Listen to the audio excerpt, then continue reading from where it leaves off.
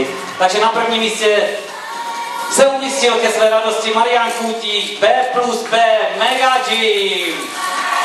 To je ono, takhle se má trošičku malinko projevit taková ta malá radost, nezapomněl na své spolubojovníky, podá jim ruku, tak to je hezké.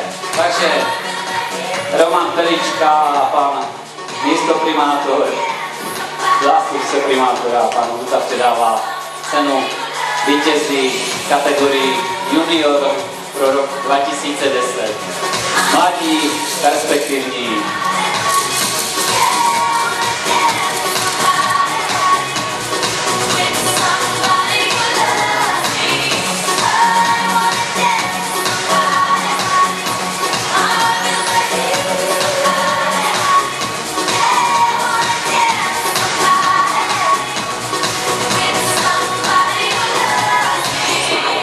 Pana Hutu a pana Feričku, aby si stoupli mezi závodníky. Já jim to umožním. Pan Huta bude dlouho vzpomínat na to, že ta závodnická barva nejde umýt, ať má aspoň ruce od toho. Chyťte ho prosím pořádně, zamažte ho, tak on si něco dá čistého.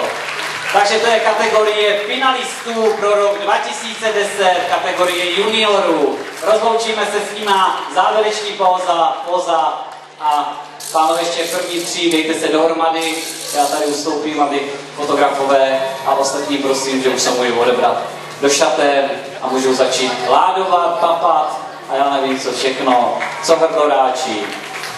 Takže první místo Marian Kůtík, druhé místo Ladislav Můčka a třetí místo Robert Habrun.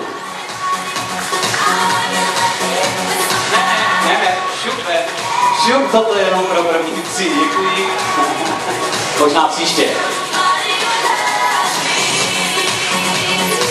Tak zkusme ještě prosím zatleskat. Dejte trošku něco do toho. Jsou to kluci, mají z toho radost, je to jejich výjimečný den, výjimečný 29. mája